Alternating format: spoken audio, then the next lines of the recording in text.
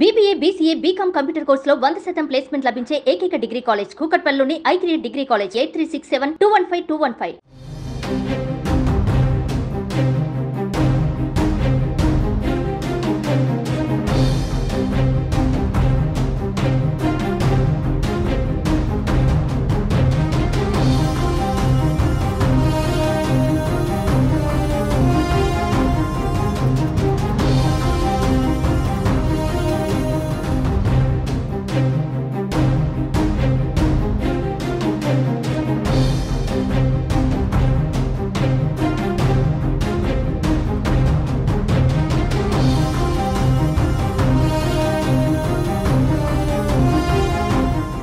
AP అసెంబ్లీలో ఆసక్తికర పరిణామం చోటు చేసుకుంది. రాజకీయాల్లో శత్రువులుగా పేరు తెచ్చుకున్న మాజీ CM YS Jagan, TDP MLA Raghurama Krishnam Raju assembly సమావేశాల వేళ కలిశారు.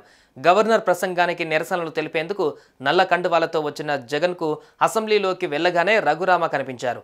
దీంతో వీరిద్దరి మధ్య ఆసక్తికర సన్నివేశాలు జరిగాయి. ఇందుకు సంబంధించిన ఫోటోలు సోషల్ మీడియాలో వైరల్గా మారాయి. తొలి రోజు ప్రారంభమైన అసెంబ్లీకి హాజరైన వైఎస్ జగన్ పక్కనే అధికార టీడీపీ ఎమ్మెల్యే రఘురామకృష్ణంరాజు కనిపించారు. వెంటనే రఘురామ జగన్ను పలకరించారు. అంతేకాదు ఆయన వద్దకు వెళ్లి మాట్లాడారు. అయితే వీరిద్దరూ ఏం మాట్లాడుకుంటున్నారో తెలియదు. కానీ కొన్ని నిమిషాల పాటు మాట్లాడుకున్న తర్వాత వీరిద్దరూ తిరిగి యథావిధిగా గవర్నర్ ప్రసంగం వింటూ కనిపించారు. దీంతో ఈ ఫోటోలు సామాజిక మాధ్యమాలలో చక్కర్లు కొడుతున్నాయి. వైసీపీలో ఎంపీగా గెలిచారు రఘురామకృష్ణంరాజు. తర్వాత జగన్తో విభేదించి ఆయనపై తీవ్ర విమర్శలు గుప్పిస్తూ వచ్చారు. అనంతరం రఘురామకృష్ణంరాజు పైన సిఐడి కేసు నమోదు చేసి అరెస్టు చేసింది.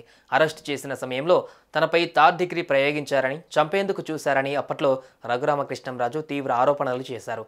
ఇదిలా ఉండగా 2024 ఎన్నికలలో రఘురామకృష్ణంరాజు ఉండి నియోజకవర్గం నుంచి టీడీపీ అభ్యర్థిగా పోటీ చేసి గెలిచారు.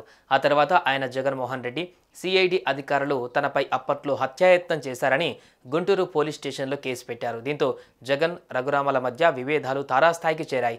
తాజాగా గుంటూరు ఎస్పీ కార్యాలయానికి వెళ్లి వెంటనే చర్యలు తీసుకోవాలని కోరారు. ఈ నేపథ్యంలో అసెంబ్లీలో జగన్ కనిపించగానే రఘురామరాజు ఆయన వద్దకు ఎందుకు వెళ్లారు, ఏం మాట్లాడారన్న దానిపైన చర్చ జరుగుతోంది.